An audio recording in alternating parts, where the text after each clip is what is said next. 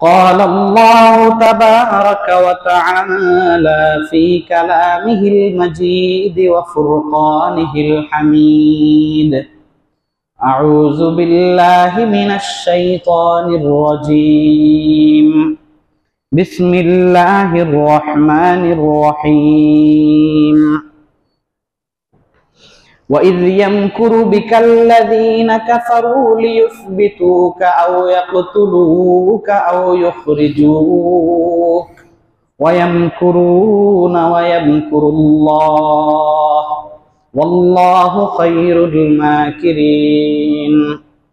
وقال رسول الله صلى الله عليه وسلم: إنما الأعمال بالنيات وإنما لكل امرئ ما نوى فمن كانت هجرته إلى الله ورسوله فهجرته إلى الله ورسوله أو كما قال عليه الصلاة والسلام. صدق الله مولانا العظيم وصدق رسوله النبي الكريم ونحن على ذلك لمن الشاهدين والشاكرين والحمد لله رب العالمين. اللهم صل على محمد وعلى آل محمد كما صليت على إبراهيم وعلى آل إبراهيم إنك حميد مجيد. اللهم بارك على محمد وعلى آل محمد كما باركت على إبراهيم وعلى آل إبراهيم إنك حميد مجيد. الحمد لله আল্লাহ পাক রব্বুল আলামিনের দরবারে অসংখ্য অগণিত শুকরিয়া যে আল্লাহ রব্বুল আলামিন আজকের এই পবিত্র জুমার দিনে আল্লাহর ঘর মসজিদে এসে স্বতঃস্ফূর্তভাবে হাজিরি দেওয়ার তৌফিক দান করেছেন। এজন্য সকলেই অন্তরের অন্তঃস্থল থেকে শুকরিয়া আদায় করে বলি আলহামদুলিল্লাহ। মুহতারাম হাজিরিন, প্রিয় নবীজি মুহাম্মদুর রাসূলুল্লাহ সাল্লাল্লাহু আলাইহি ওয়াসাল্লামের জীবন চরিত্র নিয়ে আমরা ধারাবাহিক আলোচনা করছিলাম। সেই ধারাবাহিকতায় আমরা জানতে পেরেছিলাম নবীজি সাল্লাল্লাহু আলাইহি ওয়াসাল্লামকে আল্লাহ তাআলা কুদরতিভাবে যখন পৃথিবীতে নিজস্ব তত্ত্বাবধানে বড় করলেন, সর্বশেষ যখন ওহী নাজিল করে দিলেন, নবীজি সাল্লাল্লাহু আলাইহি ওয়াসাল্লাম আল্লাহর পক্ষ থেকে ইসলামের ওহী ভিত্তিক এই দায়িত্বপ্রাপ্ত হয়ে প্রথমে গোপনে দাওয়াত দিলেন। এরপর 3 বছর পর যখন আল্লাহর পক্ষ থেকে আবার নির্দেশনা আসলো, আপনি প্রকাশ্যে মানুষের মধ্যে ইসলামের দিকে আহ্বান করতে শুরু করেন, মানুষদেরকে ইসলামের দিকে ডাকা আরম্ভ করেন। এরপর কাফেররা প্রথমত নবীজি সাল্লাল্লাহু আলাইহি ওয়াসাল্লামকে বিরত থাকতে বলল। নবীজি যখন আল্লাহর এই দায়িত্ব পালন থেকে বিরত থাকলেন না, তখন তারা নবীজি মুহাম্মদুর রাসূলুল্লাহ সাল্লাল্লাহু আলাইহি ওয়াসাল্লামকে বিভিন্ন লোভ ইত্যাদি দিছে যে নবীজি সাল্লাল্লাহু আলাইহি ওয়াসাল্লামের সাথে একটা সমঝোতায় আসা যায় কিনা। নবীজি সাল্লাল্লাহু আলাইহি ওয়াসাল্লাম যখন লোভের সামনেও আল্লাহ পাকের দায়িত্ব পালনে কোনো ত্রুটি করলেন না, কাফেররা তখন নবীজি সাল্লাল্লাহু আলাইহি ওয়াসাল্লাম এবং ওই যুগে যারা ইসলাম গ্রহণ করেছে তাদের উপর নির্যাতন করা আরম্ভ করেছিল। এতটুকু পর্যন্ত আমরা এসে আলোচনা শেষ করেছিলাম। তারই ধারাবাহিকতায় দিন যারা পালন করছিল এবং দিনের দিকে যারা আল্লাহ ভোলা মানুষদেরকে আল্লাহর দিকে ইসলামের দিকে আহ্বান করছিল, তাদেরকে মক্কার কাফেররা তখন নির্যাতনের স্টিম রোলার তাদের উপর চালানো আরম্ভ করলো। নবীজি মুহাম্মদুর রাসূলুল্লাহ সাল্লাল্লাহু আলাইহি ওয়াসাল্লাম এবং যারা মুসলমান হয়েছিল সমস্ত নির্যাতনকে উপেক্ষা করেও দাওয়াতের কাজ, ইসলামের দিকে মানুষকে ডাকার কাজ ওনারা চালিয়ে যাচ্ছিলেন। সবচেয়ে বড় উদ্দেশ্য ছিল দুইটা। একটা হচ্ছে আল্লাহ পাকের নির্দেশ পালন করা, 2 নম্বর বিষয় হচ্ছে মানুষদের প্রতি, সৃষ্টিজীবের প্রতি মহাব্বত লালন করা। যারা আমাদেরকে বাধা দিচ্ছে আমরা তাদেরকেই বাধা উপেক্ষা করে ইসলামের দিকে দাওয়াত দিচ্ছি। উদ্দেশ্য হলো ভাই দুনিয়ার এই জীবনটা ক্ষণস্থায়ী, চিরস্থায়ী সফলতার জন্য, চিরস্থায়ী জান্নাতের জন্য তুমি কালেমা লা ইলাহা ইল্লাল্লাহ মুহাম্মাদুর রাসূলুল্লাহ পড়ে নাও। 1 নম্বর আল্লাহর আদেশ বাস্তবায়ন, 2 নম্বর উম্মতের প্রতি, মানুষদের প্রতি মুহাব্বত লালন করা। এই 2 কাজ নিয়ে যখন নবীজি সাল্লাল্লাহু আলাইহি ওয়াসাল্লাম এবং ইমানদার সাহাবায়ে কেরাম সমাজের মধ্যে মেহনত করছিলেন, নির্যাতন যখন তাদের উপর চলতে শুরু করলো, সেই নির্যাতনের ধারাবাহিকতায় মক্কার সবচেয়ে বড় কাফের, সবচেয়ে বড় বেঈমান লিডার আবু জাহাল, আপনারা জানেন, এই আবু জাহেল ক্ষণে ক্ষণে প্রতিটা মুহূর্তে নবীজি সাল্লাল্লাহু আলাইহি ওয়াসাল্লামকে কষ্ট দেওয়ার জন্য বিভিন্ন সময় ওত পেতে থাকতো, আর বিভিন্ন সময় এই প্ল্যানগুলো সে বাস্তবায়ন করত এবং সেটা পরামর্শ করে লোক নিয়োগ করত। নবীজি মুহাম্মদুর রাসূলুল্লাহ সাল্লাল্লাহু আলাইহি ওয়াসাল্লাম আবুল আরকামের পুত্র আরকামের ঘরে নবীজি অবস্থান করছেন। ওখান থেকে উনি সময় সময় বের হন, লোকদেরকে ইসলামের কথা বলেন, আল্লাহর পরিচয় দেন। এই সমস্ত মূর্তি যেগুলি তোমরা নিজের হাতে তৈরি করো, ওই মূর্তির নাকে একটা মাছি বসলে ওই মাছিটা পর্যন্ত তাড়ানোর সাধ্য যেই মূর্তির নাই, এরকম অসার জিনিসের পূজা না করে যেই আল্লাহ প্রত্যেক দিন পূর্ব আকাশ থেকে সূর্যকে উদিত করেন, পশ্চিম আকাশে সূর্যকে অস্তমিত করেন, সেই আল্লাহর ইবাদত করো।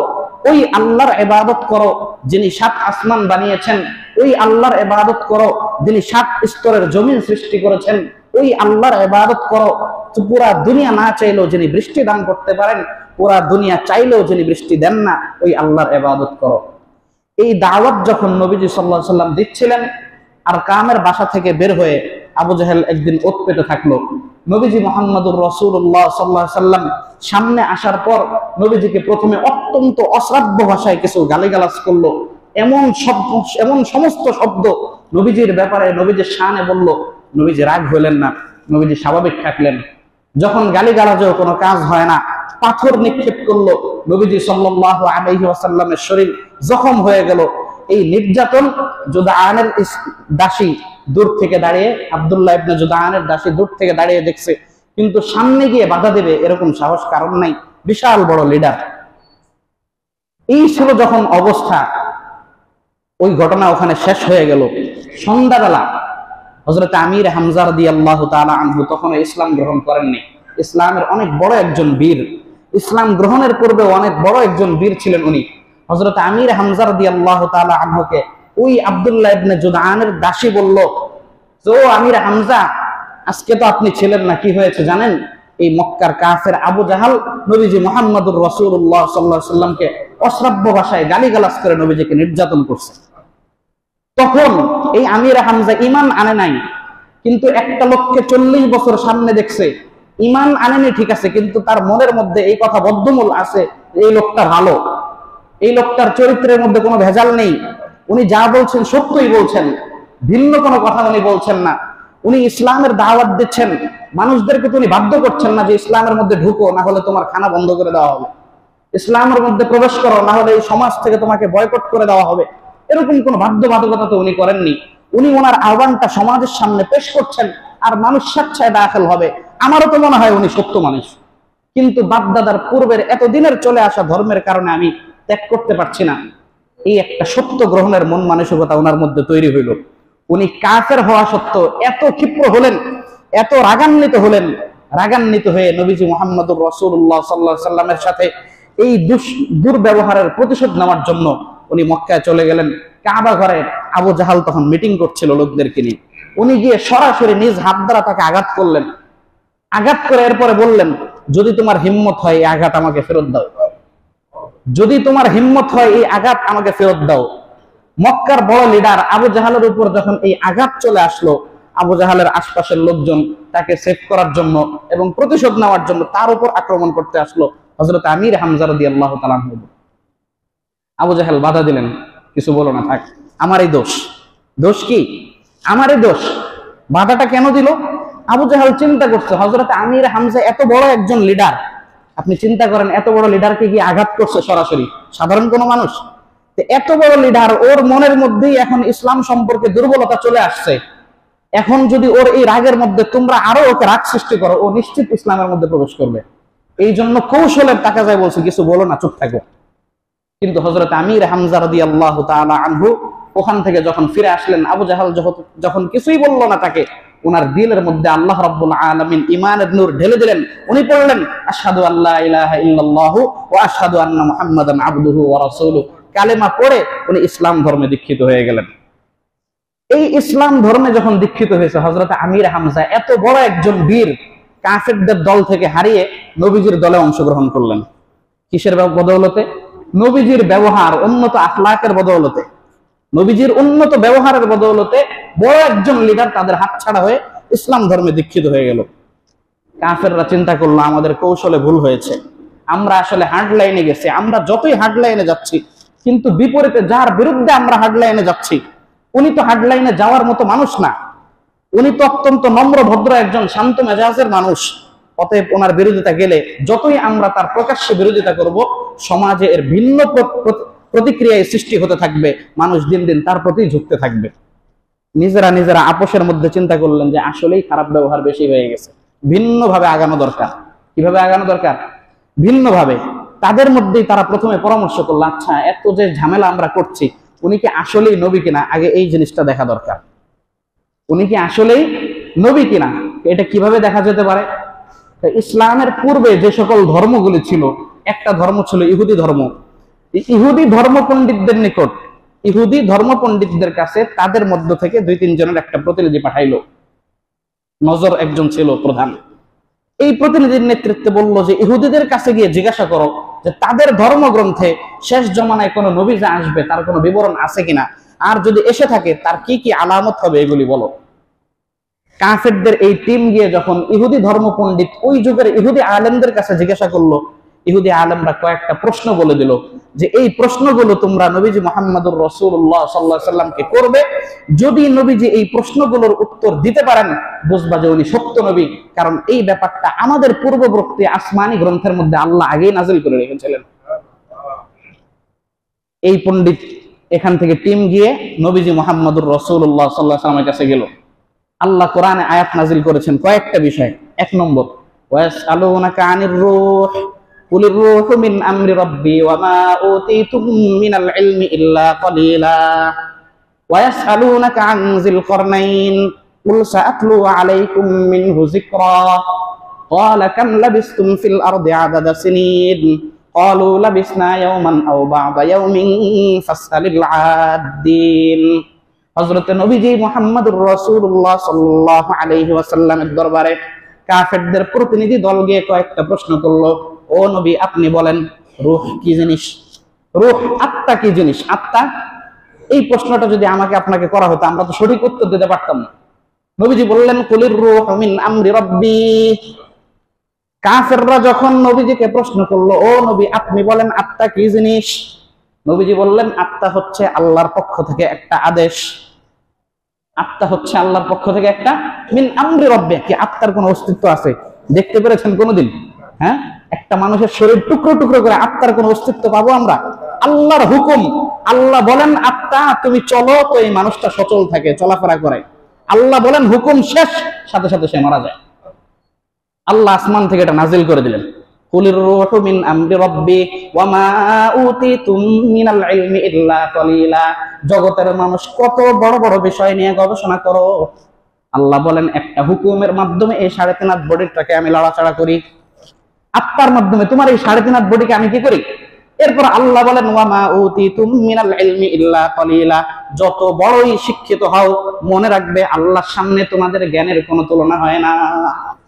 আল্লাহর সামনে তোমাদের জ্ঞানের কোনো তুলনা হয় না। এই প্রশ্ন, এরপর আমি সবগুলি বলবো না। দেখেন আসহাবে কাহাফ সম্পর্কে জিজ্ঞাসা করছে।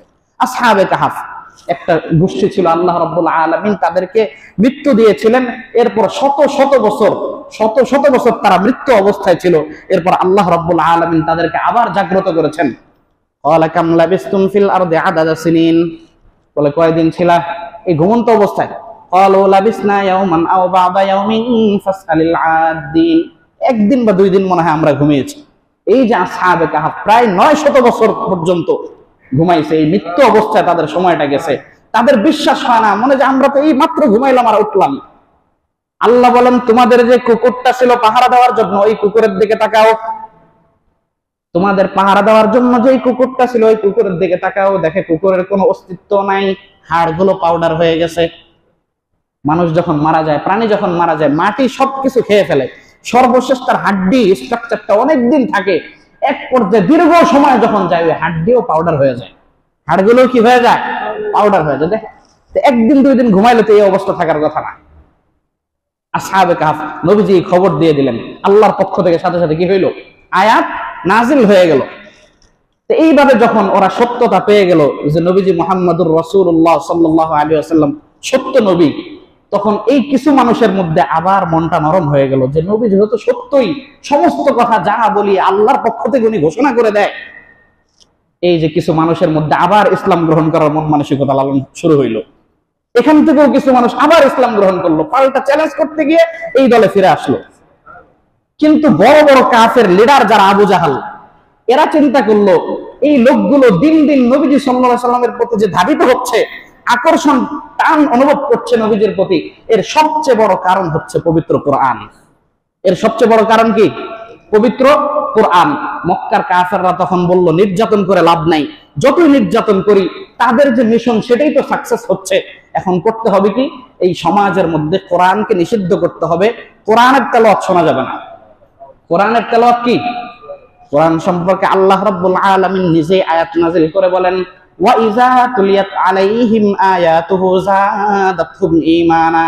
আল্লাহ বলেন, ও ঈমানদাররা, দুনিয়ার ঈমানদাররা, যখন তোমরা মনোযোগ দিয়ে কোরআন তেলাওয়াত করবে, কোরআন তেলাওয়াত শুনবে, কোরআন তেলাওয়াত করবে, কোরআন তেলাওয়াত শুনবে, আল্লাহ বলেন যাদাতহুম ঈমানা, এই কোরআন শ্রবণটাই তোমার অন্তরের মধ্যে তোমার ঈমানকে বৃদ্ধি করে দিবে। কোরআন শুনলে, মনোযোগ দিয়ে যদি কোরআন শুনি, আর কণ্ঠটা যদি একটু সুন্দর হয়, এরপরে তার প্রশ্নই আসে না, এরপর আর প্রশ্নই আসে না। বাংলাদেশের একজন বড় কারি বিদেশে যখন উনি তেলাওয়াত করছেন, উনি বললেন যে বিদেশে জামে মসজিদের মধ্যে যখন তেলাওয়াত করছেন, মসজিদের ওই দিকের জানালাগুলোর আশপাশ দিয়ে হিন্দু, বৌদ্ধ, খ্রিস্টান এসে লাইন ধরে দাঁড়ায় তেলাওয়াত শুনতেছে, লাইন ধরে তেলাওয়াত। এই জন্য অনুভূতি নিয়ে যদি কেউ শুনে, আর কণ্ঠ যদি আল্লাহর পক্ষ থেকে একটা থাকে, আর তো প্রশ্নই আসে না। বললো যে কোরআন শোনা নিষিদ্ধ করতে হবে। এই জন্য দুইটা কর্মসূচি হাতে। কয়টা? এক নম্বর, এই কোরআন সম্পর্কে সমাজের মধ্যে গুজব ছড়াইতে হবে। কি করতে হবে? বলে, ও দুনিয়ার মানুষ, তোমরা যারা মুহাম্মদকে পছন্দ করো, মুহাম্মদ কোন কোরআন পড়ে না, আল্লাহ থেকে আনিত কোনো কিতাব পড়ে না, উনি একজন জাদুকর, জাদুকরি মন্ত্রগুলি বলতে থাকে। জাদুকররা বিভিন্ন জাদুর মন্ত্র বলে না, এগুলি জাদু, ওগুলি শুনতে যাও না। একটা হলো গুজব, একটা কি গুজব। দুই নম্বর, আর একটা বাহিনী গঠন করছে যে কোরআন যেন সত্যিকার অর্থে কেউ শুনতে না পারে, এজন্য পাহারাদারের বন্দোবস্ত করছে যে এই সমাজে কারা কারা নবীজি মুহাম্মদুর রাসূলুল্লাহ সাল্লাল্লাহু আলাইহি ওয়াসাল্লামের মজলিসে গিয়ে, নবীজির মাহফিলে গিয়ে কারা কারা কোরআন শুনে, এটা অবজারভেশন করতে হবে, দেখতে হবে কারা কারা করে, তাদেরকে সামাজিকভাবে বয়কট করা হবে। সিদ্ধান্ত হলো, কেউ নবীজি আমাদের দলভুক্ত, আমাদের কাফেরদের মধ্য থেকে কেউ যদি নবীজি মুহাম্মদের দরবারে কোরআন তেলাওয়াত শুনতে গেছে, তাকে শায়েস্তা করা হবে। মক্কার কাফেররা সম্মিলিতভাবে সিদ্ধান্ত নিল কেউ কোরআন শুনতে পারবে না। গভীর রাতে নবীজি মুহাম্মদুর রাসূলুল্লাহ সাল্লাল্লাহু আলাইহি ওয়াসাল্লামের সারা জীবনের পবিত্র অভ্যাস ছিল শুরু রাত্রে ঘুমিয়ে যাওয়া। সুন্নত এটা, শুরু রাত্রে। আমরা বাংলাদেশি মানুষ যারা, আমাদের ঘুম শুরু হয় রাত্র কমের পক্ষে 11টার পরে, কমের পক্ষে 11টার পরে, 12টার পরে। অথচ আল্লাহর হাবিব সাল্লাল্লাহু আলাইহি ওয়াসাল্লাম সামার ফিল লাইল, মুসামারাতের হাদিসগুলি দেখি, শুরু রাতে একেবারে মাগরিবের পরপর খাবার খেয়ে নিব, সুন্নত তরিকা যেটা। মাগরিবের পরপর খাবার খেয়ে নিব, এশার নামাজের ওয়াক্ত হবে, এশার নামাজ পড়েই শুয়ে পড়বো। দেখবেন 9টা থেকে 9:30টার মধ্যে আপনি বিছানায় শুয়ে যেতে পারছেন। এই যে আমরা গভীর রাতে খাই, খাবার দাবার করেই যখন শুইতে যাই, তখন আমাদের স্বাস্থ্যের পরিবেশ নষ্ট হয়। রাতের খাবার একটু আগে হবে, খাওয়ার পর একটা গ্যাপ হবে, খেয়ে যদি শুয়ে যাই, এই খাবারটা আমার শরীরকে ভারী করে দেয়। এই জন্য রাতের খাবার যত সম্ভব আগে আগে খেয়ে এশার নামাজ পড়ে এরপরে তুমি 9টা থেকে 9:30টার মধ্যে শুয়ে যাও। এবার চিন্তা করুন, 9:30 থেকে 10:30, 11:30, 12:30, 1:30, 2:30, 5 ঘন্টা হয়ে গেছে না? 3টার সময় আপনি উঠেন, অ্যালার্ম ঘড়ি দেন, কয় ঘন্টা হয়ে গেছে? 5.5 ঘন্টা ঘুম হয়ে গেছে। এবার অ্যালার্ম ঘড়ি দিয়ে উঠেন, তাহাজ্জুদের নামাজ আদায় করেন, আধা ঘন্টা 1 ঘন্টা যতটুকু পারেন। এরপরেও দেখবেন যে ফজরের নামাজ হইতে আরো 1 ঘন্টা সময় বাকি আছে, ওই 1 ঘন্টা আবার ঘুমান। এটা হযরত সুন্নতে দাউদ আলাইহিস সালাতু ওয়াস সালাম। যে নামাজের অংশে মাঝখানে উঠে তাহাজ্জুদের নামাজ পড়ে আল্লাহর সাথে একটু একান্তে ব্যক্তিগত কথা বলে সারা আপনি দেখবেন একটা স্বাধীনভাবে শান্তিপূর্ণভাবে একটা ঘুম দেওয়ার পর যখন আপনি উঠবেন, আপনার মনের মাইন্ড যে অবস্থাটা থাকবে একদম ফ্রেশ, দুনিয়ার মাথার অন্য কোনো কিছু চিন্তার মধ্যে নাই, আল্লাহর দরবারে আপনি কথা বলার জন্য প্রস্তুত থাকবেন। এই জন্য ছোট সময় বাচ্চাদের দেখবেন হেফজখানাগুলোতে আছে না, হেফজখানাগুলো যারা তাহফিজুল কোরআন, বাচ্চারা কোরআন হেফজ করে, তারা মাগরিবের পর থেকে কোরআন তেলাওয়াত শুরু করে, পুরা মাদ্রাসার সমস্ত ক্লাসগুলো রাত্র 12টা পর্যন্ত পড়ে, 11:30টা পর্যন্ত পড়ে, কিন্তু বাচ্চাদেরকে এশার নামাজের কিছুক্ষণ পরেই 10টার ভিতরে তাদেরকে শোয়া দেওয়া হয়, আবার 3:30টায় উঠায় দেওয়া হয়। এই 3:30টায় উঠে রাত্রে যা মুখস্থ করছো এই সময় তোমার ব্রেনটা একদম ফ্রেশ থাকে, এই পড়াটা আবার শোনাও, এই পড়াটা আবার শোনাও।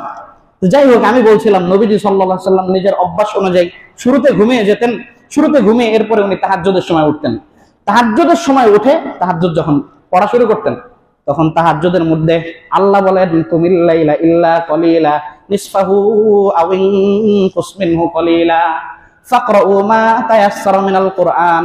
ও নবী, আপনি একজন নবী, আমি আল্লাহর পক্ষ থেকে আপনি একজন মনোনীত নবী, আমি আল্লাহর পক্ষ থেকে আপনি একজন মনোনীত নবী। কুমিল লাইলা ইল্লা কলিলা, সারা দুনিয়ার সমস্ত মানুষের মতো পুরানো রাতটা আপনি ঘুমের মধ্যে কাটিয়ে দিবেন, এটা কোনোদিন সম্ভব না। সমস্ত মানুষের মতো পুরা রাত আপনি ঘুমালেন, এটা সম্ভব না।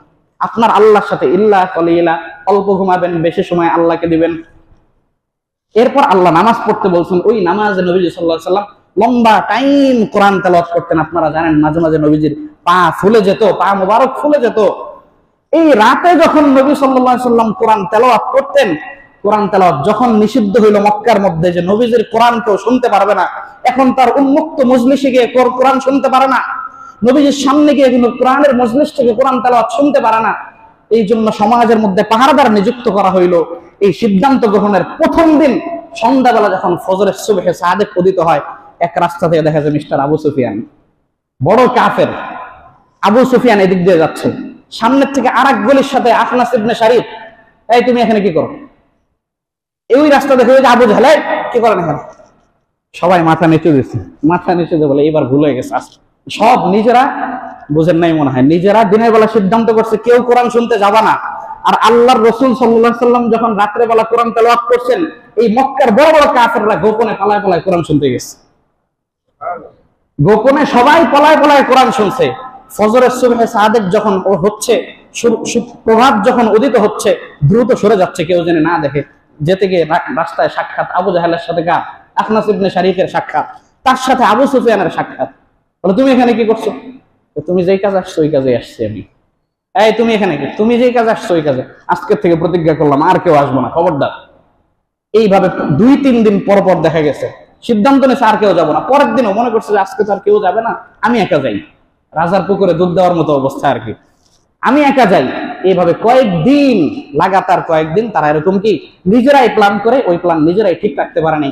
কোরআন তাদের দিলের মধ্যে এই পরিমাণ আকর্ষণ করছে।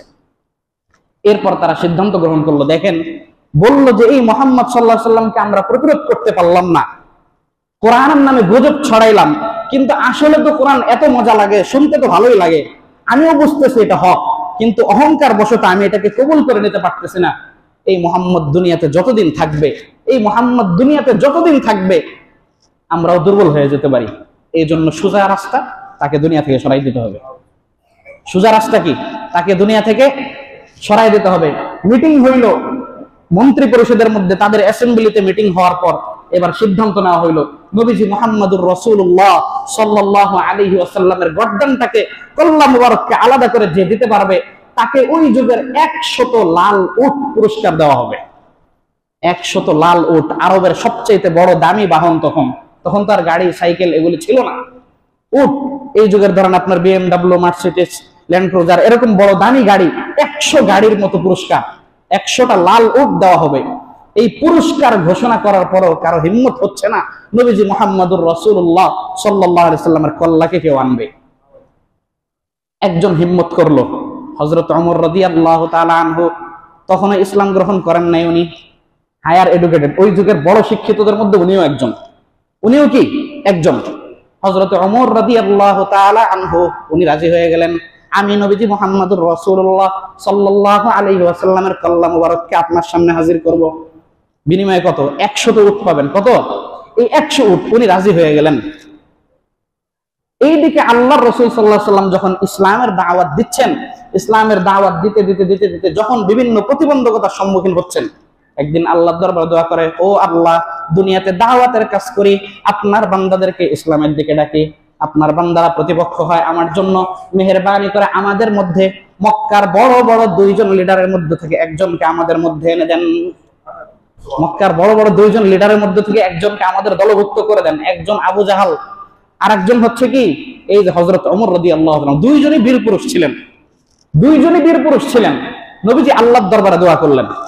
এই আল্লাহর দরবারে দোয়া করে নবীজি প্রথম একটা দরখাস্ত দিয়েছেন।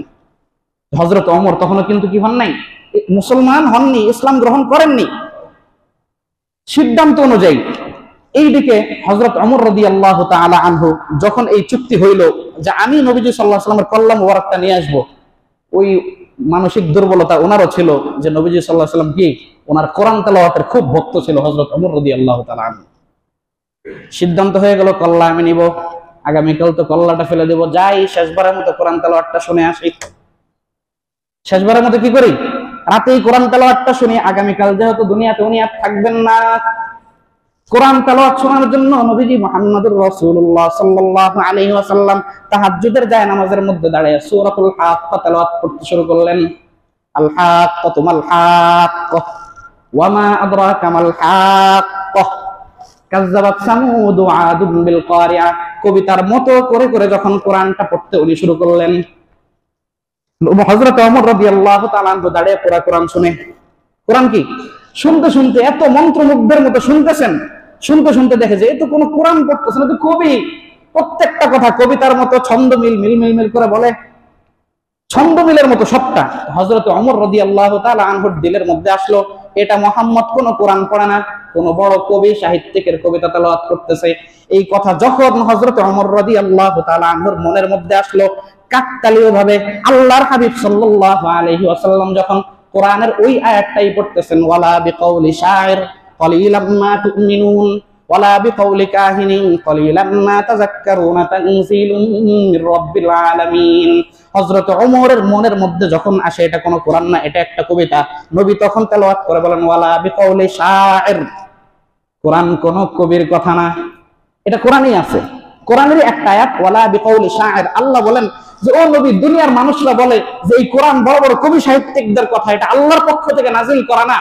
আল্লাহ এই কথাটাকে রদ করে, আল্লাহ তাদের এই বক্তব্যকে খণ্ডন করে আল্লাহ নিজে বলেছেন ওয়ালা বিকাউলি শাইর, কোরআন কোন কবির কথা না। হযরতে ওমরের মনের মধ্যে আসে কোরআন কবির কথা, নবীজি তখন কাকতালীয় ভাবে বলেন ওয়ালা বিকাউলি শাইর, এটা কোন কবির কথা না। হযরত ওমর আরেকটা ধাক্কা খেলেন, ঘটনা কি, আমার মনে আসলো যে এটা তো কবিতা পড়ে, আর নবীজি তখনই পড়লেন যে এটা কোনো কবিতা না। ওনারা তো আরবি ভাষী ছিলেন, আরবি ভাষা বুঝতেন ওনারা। এবার হযরত ওমরের মনের মধ্যে আসলো, আমি ওমরের মধ্যে যখন মনের মধ্যে আসছে এটা কোরআন হচ্ছে কবিতা, নবী কেমনে বুঝলেন যে আমার মনের মধ্যে কবিতার কথা চলতেছে? নবীজি তখন ওই আয়াতটাও পড়লেন, এটা কোনো কবিতা না। এবার হযরত ওমর চিন্তা করছে, তাহলে উনি একজন গণক, উনি একজন কি হবে, কবি না, কারণ কবির কথা আমার মাথায় আসলেই উনি সাথে সাথে কাকতালীয় ভাবে তেলাওয়াত করলেন কি কোরআন কোন কবির কথা না। তাহলে হযরত ওমর বললেন যে আমার মনের মধ্যে যেহেতু কবিতার বিষয় আসছে, এটা নবীজি কেন বুঝলেন, উনি কেন এই মুহূর্তে এই আয়াতটা পড়লেন? তাহলে অবশ্যই উনি মানুষের মনের অবস্থা জানতে পারে, উনি গণক হবেন। এই কথা যখন হযরত ওমরের মধ্যে ঘুরপাক খাচ্ছে, তখনই নবীজি সাল্লাল্লাহু আলাইহি ওয়াসাল্লাম আবার তেলাওয়াত করেন ওয়ালা বিকাউলি কাহিন, কোরআন কোন গণকের কথা না।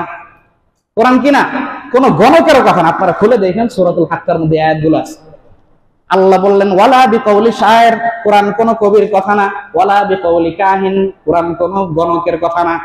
হযরত ওমর আরেকটা ধাক্কা খেলেন যে আমার মনে গণকের প্রশ্ন যখন আসলো, উনি ওখান থেকে আয়াত তেলাওয়াত করেন কোরআন কি না, কোন গণকের কথা না। তাহলে কোরআন কি? আল্লাহ বলেন তানজিলুম মির রাব্বিল আলামিন, দুনিয়ার কোন মানুষ কোনদিন কোরআনের একটা অক্ষর নাজিল করতে পারবে না, বানাইতে পারবে না। এই কোরআন হচ্ছে আমি রব্বুল আলামিন আল্লাহর পক্ষ থেকে মুসলমানদের জন্য মনোনীত কিতাব। মুহাম্মদ হারগিজ না গুফতা তা না গুফতা জিবরাইল, মুহাম্মদ হারগিজ না গুফতা তা না গুফতা জিবরাইল, জিবরাইল হারগিজ না গুফতা তা না গুফতা রব জলিল। জিবরাইল হারগিজ না গুফতা তানা গুফতা রব জালিল। কবি বলেন, ও দুনিয়ার মানুষ, মুহাম্মদুর রাসূলুল্লাহ সাল্লাল্লাহু আলাইহি ওয়াসাল্লাম দুনিয়াতে মানুষদের উদ্দেশ্যে কোনো কথা বলেন না যতক্ষণ না জিবরাইল তার কাছে বলেন। নবীজি আপনাদেরকে টার্গেট করে কোনো কথা বলেন না যতক্ষণ না পর্যন্ত জিবরাইল নবীজিকে না বলেন। জিবরাইল হারগিজ না গুফতা তানা গুফতা রব জালিল। জিবরাইল ততক্ষণ পর্যন্ত আমার আপনার নবীকে কিছু বলেন না যতক্ষণ না পর্যন্ত আল্লাহ রাব্বুল আলামিন জিবরাইলকে না বলেন। তার মানে বোঝা গেল নবীজির জবান থেকে যা কিছু বের হয় এটা ওনার নিজের কোনো কথা না, কোনো কবি সাহিত্যিকদের কোনো কথা না, গণকেরও কোনো কথা না, আল্লাহর পক্ষ থেকে অবতীর্ণ কিতাবের তেলাওয়াত। আল্লাহর পক্ষ থেকে অবতীর্ণ কিতাবের তেলাওয়াত। হযরত ওমর এটা ধাক্কা খেলেন, ধাক্কা খেয়ে প্রতিজ্ঞা করছেন, একদিকে ধাক্কা মনের দুর্বলতা, ইসলামের প্রতি দুর্বলতা কাজ করে, অপরদিকে 100 মার্সিডিজ গাড়ি, অপরদিকে কত 100 মার্সিডিজ গাড়ি, 100 লাল উট পাবেন ওই যুগের, কল্লা আনতে পারলে। উনি ওই দিন চলে গেলেন। নিজের হিসাব, মানুষের মনের অবস্থা তো পরিবর্তনশীল। দেখবেন মানুষ অনেক সময় দোদুল্যমান থাকে, এটা করবো না এটা করবো, দূর থাক, এটাই করি, নগদ লাভ যেটা এটা করি। এই জন্য উনি রওনা হইলেন দিনের বেলা কি করতে? নবীজি মুহাম্মদুর রাসূলুল্লাহ সাল্লাল্লাহু আলাইহি সাল্লামকে শহীদ করার জন্য, ওনার কল্লাটাকে আনার জন্য উনি যখন রওনা হইলেন, আপনারা ঘটনা জানেন। ওই ঘটনা শোনানোর উদ্দেশ্য না, রাস্তার মধ্যে একজন সাহাবী বললেন, ওমর কোথায় যাও? বলে যে মুহাম্মদ বিন আব্দুল্লাহর মাথা কাটতে যাই, নবীজি মুহাম্মদুর রাসূলুল্লাহর কল্লা আনতে যাই। বলে আগে নিজের ঘর সামলাও, আগে কি করো? নিজের ঘর সামলাও। উনি নিজের ঘরে গেলেন, গিয়ে দেখলেন নিজের আপন বোন আর নিজের বোন জামাই মুসলমান হয়ে গেছে। দরজা খুললেন, খটখট আওয়াজ দিলেন, দরজা খুললো। দরজা খোলার পরে বলে সব লুকায় ফেলছে, কোরআনের মুসহাফটা লুকায় ফেলছে।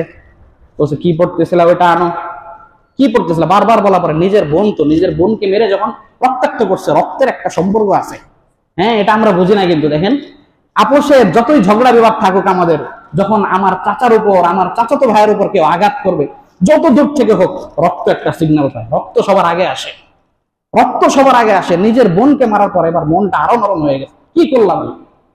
এবার যখন কোরআন তার সামনে আনা হইল, তাহা মা আনজালনা আলাইকাল কুরআনা লিতাশকা ইল্লা তাযকিরাতাল লিমান ইয়াখশা তানজিলাম মিম্মান খালাকাল আরদা ওয়াস সামাওয়াতিল উলা। এই যে সূরা তাহার আয়াতগুলো যখন উনি তেলাওয়াত করতে শুরু করলেন, একটা পর্যায়ে আসলো ইন্নানি আনাল্লাহ। আল্লাহ বলেন কি? নিশ্চয়ই আমি একমাত্র আল্লাহ। একমাত্র আল্লাহকে, লা ইলাহা ইল্লা আনা, আমি আল্লাহ ছাড়া অন্য কোনো ইলাহ নাই, মাবুদ নাই, উপাস্য নাই। এই যে হযরত ওমরের দিলের মধ্যে যখন ইসলাম গ্রহণের আগ্রহ জন্মাইল, উনি তখন সাথে সাথে দরবারে রিসালাতে চলে গেলেন। আল্লাহর নবীর দরবারে গিয়ে খটখট আওয়াজ করলেন।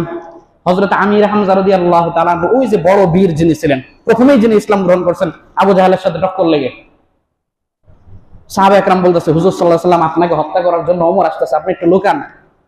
নবীজি বললেন যে না, আমার লুকাইতে হবে না। আল্লাহর নবী সাল্লাল্লাহু আলাইহি ওয়াসাল্লামকে আল্লাহ তাআলা মনের মধ্যে স্থিরতা দিয়ে দিয়েছেন। হযরত আমির হামজা রাদিয়াল্লাহু তাআলা আনহু পাহারাদারের মতো টপ টপ করে যখন এখানে হাঁটতেছেন, তো বলতেছে আসতে দাও। কি করতে দাও? আসতে দাও, সমস্যা নাই। যদি এখানে আল্লাহর রাসূলের কল্যাণীতে আসে, ভালো উদ্দেশ্য নিয়ে আসলে তো আলহামদুলিল্লাহ। আল্লাহর রাসূলের কল্যাণীতে আসলে এত সহজ না, হয় সে যাবে না আমি যাব, এর বাইরে কিছু হবে না। হয় সে মারা যাবে, না হলে কি আমি মারা যাব, এর বাইরে কোনো কিছু হবে না। হযরত ওমর রাদিয়াল্লাহু তাআলা আনহু আসলেন, নবীজি মুহাম্মদুর রাসূলুল্লাহ সাল্লাল্লাহু আলাইহি ওয়াসাল্লামের কাছে এসে শাহাদাতের সাক্ষী দিলেন, আশহাদু আল্লা ইলাহা ইল্লাল্লাহু ওয়া আশহাদু আন্না মুহাম্মাদান আবদুহু ওয়া রাসূলুহু। ইসলামটা আরো শক্তিশালী হয়ে গেল। হযরত আমির হামজা রাদিয়াল্লাহু তাআলা আনহু একজন বীর ইসলামের মধ্যে প্রবেশ করলেন। কিছুদিন পরে হযরত ওমর রাদিয়াল্লাহু তাআলা আনহু ইসলামের মধ্যে প্রবেশ করলেন। এইবার হযরত ওমর, হ্যাঁ, এত শক্তিশালী, এত বীর পুরুষ ছিলেন। আল্লাহর রাসূল সাল্লাল্লাহু আলাইহি ওয়াসাল্লামকে নিয়ে বললেন, নবী কি করেন আপনি এখানে? বলে নামাজের প্রস্তুতি নেই, এখানেই, কোনো দরকার নেই। কাবার চত্বরে নামাজ হবে এখন। কোথায়? কোথায় নামাজ হবে? কাবার চত্বরে নামাজ হবে। হযরত ওমর রাদিয়াল্লাহু তাআলা আনহু ঘোষণা দিলেন, আজকের থেকে আমি ওমর ইসলাম ধর্মে দীক্ষিত হলাম। আরে মুসলমান, তোমরা যদি মূর্তির পূজা করে কাবার চত্বরে তোমরা উলঙ্গ অবস্থায় ইবাদত করতে পারো, যেই মূর্তি একটা মাছিও তোমাদের থেকে তাড়াইতে পারে না, যেই আল্লাহ 7 আসমান 7 জমিন মুহূর্তের মধ্যে পুরো পৃথিবীটাকে তছনছ করে দেওয়ার ক্ষমতা রাখেন, সেই আল্লাহর ইবাদত করব। ঘরের চিপার মধ্যে কোনো বাইতুল্লাহ চত্বরে আমরা প্রকাশ্যে নামাজ আদায় করব। এই জন্য মনে রাখতে হবে, এই জন্য মনে রাখতে হবে, আল্লাহ তাআলা যাদেরকে হিম্মত দান করছেন, আপনার শক্তি, আপনার সাহস, আপনার ক্ষমতা, এটা যদি আল্লাহ আপনাকে দেন, সেটা ইসলামের বলিষ্ঠ কাজে ব্যবহার করতে হবে। আমরা মনে করি ইসলাম মানেই নরম, ইসলাম মানে শুধু নরম না। আমার শক্তি নাই তাই আমি বলি না, অর্থ এটা না যে ওই অন্যায়টা আমি সাপোর্ট করি, কিন্তু যার শক্তি আছে তার সেটা বলতে হবে, আর আমরা যারা দুর্বল থাকবো আমাদের তাদেরকে সাপোর্ট দিতে হবে, না হলে ইমানের দাবি পূরণ হবে না। এই জন্য আল্লাহ রাব্বুল আলামিন আমাদেরকে সাধ্য মোতাবেক ইসলামের পক্ষে বলিষ্ঠ ভূমিকা রাখার তৌফিক দান করুন। হযরত ওমর রাদিয়াল্লাহু তাআলা আনহু যখন ইসলাম গ্রহণ করে ফেললেন, এরপরে এই কাফেররা চিন্তা করলো যে এখন তো আর কোনো উপায় নেই, এদেরকে বয়কট করতে হবে। তাহরিকে তর্কে মুআলাত, অসহযোগ আন্দোলনের মাধ্যমে তাদেরকে বয়কট করতে হবে।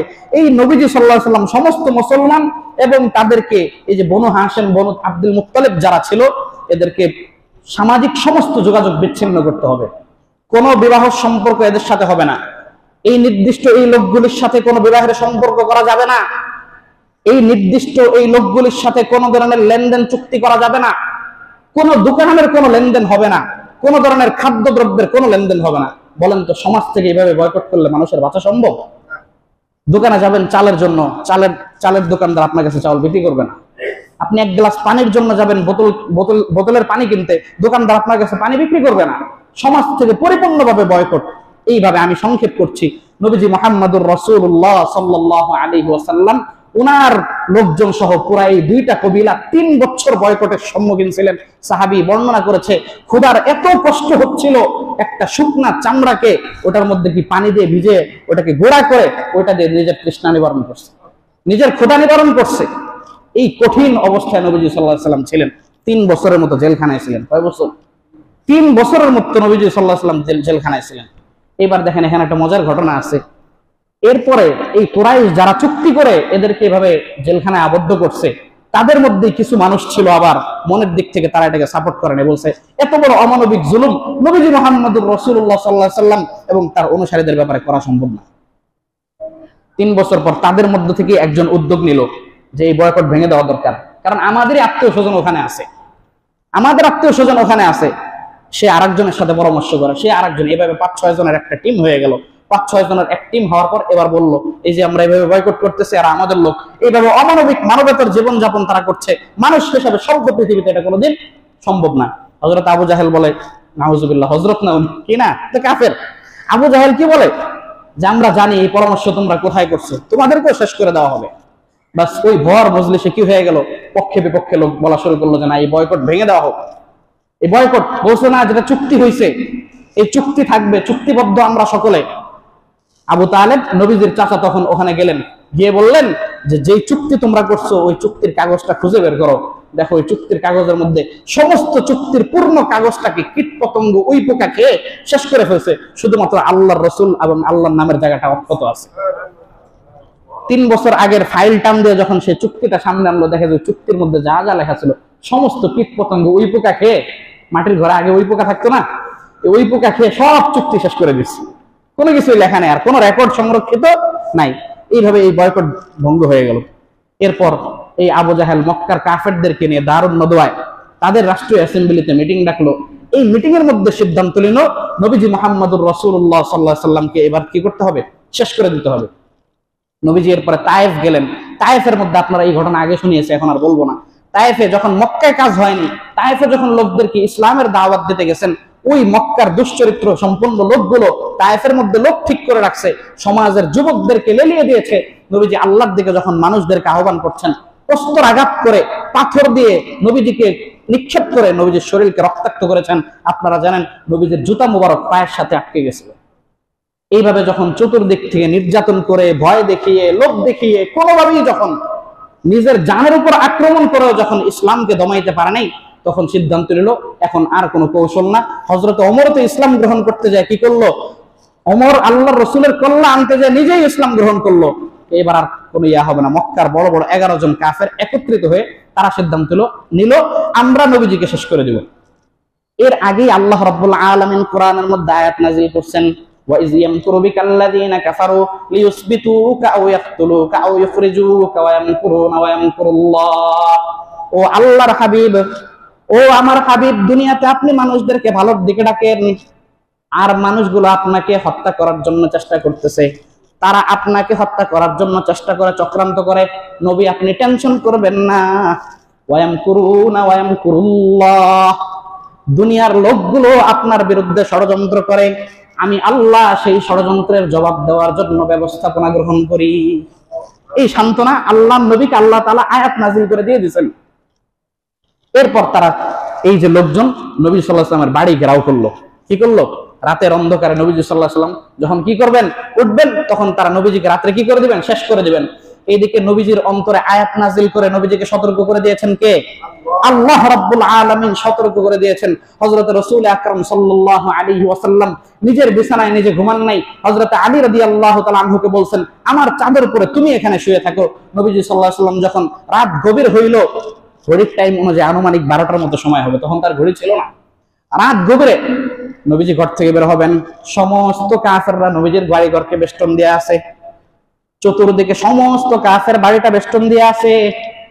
এই বেষ্টনী পার হয়ে নবীজি সাল্লাল্লাহু আলাইহি ওয়াসাল্লাম হিজরতের উদ্দেশ্যে রওনা করবেন। আল্লাহর পক্ষ থেকে নির্দেশ। কার পক্ষ থেকে? মদিনায় চলে যান, মক্কায় আর থাকবেন না। এই নির্দেশ কার? নবীজি যখন মদিনার উদ্দেশ্যে রওনা হবেন, সমস্ত কাফের বেষ্টনী দিয়ে আছে। নবীজি ঘরের থেকে বের হয়ে বললেন, হাতের মধ্যে এক মুষ্টি মাটি নিলেন।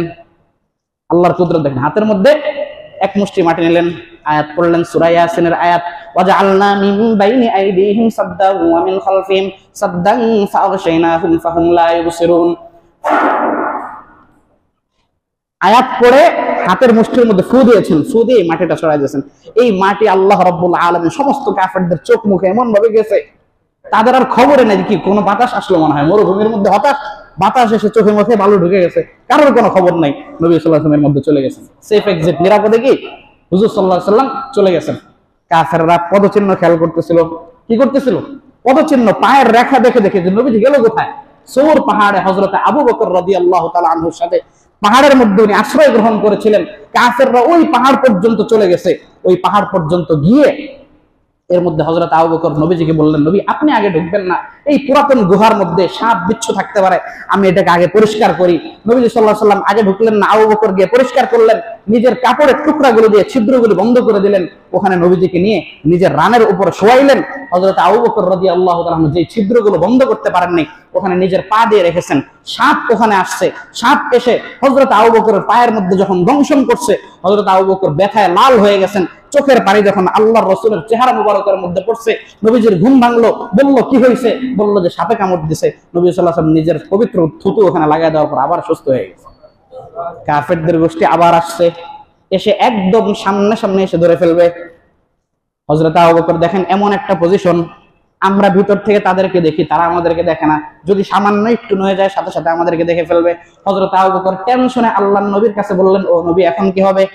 আল্লাহর সাথে সাথে আয়াত নাযিল করে নবীজির মুখ থেকে উচ্চারণ করলেন, লা তাহজান ইন্নাল্লাহা মা'ানা। ও আবু বকর কোনো ভয় করো না, এত প্রতিকূল পরিস্থিতির মধ্যেও আল্লাহ যেহেতু এখানে আনছেন, সামনে থাকা সত্ত্বেও তারা আমাদের কিছু করতে পারবে না, আল্লাহ আমাদের সঙ্গে আছেন। কি আছেন? क्या डर है अगर सारे जहां मेरे मुखालिफ, क्या डर है अगर सारे जहां मेरे मुखालिफ, काफी है अगर एक खुदा मेरे लिए है। সারা দুনিয়া যদি তোমার বিরুদ্ধে চলে যায়, এক আল্লাহ যদি তোমার পক্ষে থাকেন, তাহলে তো কেউ তোমার কিছু করতে পারবে না। এই জন্য বেশি বেশি মনের মধ্যে আল্লাহর শক্তি, আল্লাহর উচ্চারণ, আল্লাহর জিকির, আল্লাহর স্মরণকে এত বেশি বেশি ধারণ করতে হবে। উঠতে বসতে চলতে ফিরতে আল্লাহর স্মরণটাকে উপলব্ধি করতে হবে। আমি রাস্তায় হাঁটছি, তা আমার আল্লাহ আমাকে নিরাপত্তা দিচ্ছেন। মৃত্যুর আধা হাত পাশ দিয়ে আমরা চলাফেরা করি, একটা বাস আমার পাশ দিয়ে চলে যায়, আধা হাত মাত্র ব্যবধান, আল্লাহ আমাকে এখান থেকে কি করেন? সেভ করেন। এইটা অনুভূতির মধ্যে রাখতে হবে। আর চলতে ফিরতে কোরআন তেলাওয়াত, জিকিরটা রাখতে হবে। अल्लाह अल्लाह क्या मजा मुर्शिद के मैखाना में है, अल्लाह अल्लाह क्या मजा मुर्शिद की मैखाना में है, दोनों आलम की हकीकत एक ही पैमाना में है, दोनों आलम की हकीकत एक ही पैमाना में है। যাদের অন্তরে আল্লাহর স্মরণ সবসময় জাগরুক থাকে, যাদের অন্তরে কি থাকে? আল্লাহর স্মরণ সবসময় জাগরুক থাকে। আল্লাহ রব্বুল আলামিন রাসূলের মাধ্যমে উম্মতকে সুসংবাদ দিয়েছেন, আল্লাহর রহমত সবসময় তার সাথে চলমান থাকে। আমি দুনিয়াতে চলবো, যত প্রতিকূল পরিস্থিতি হোক, আল্লাহর রহমত যদি আমার থাকে, আমার কোনো সমস্যা হবে না।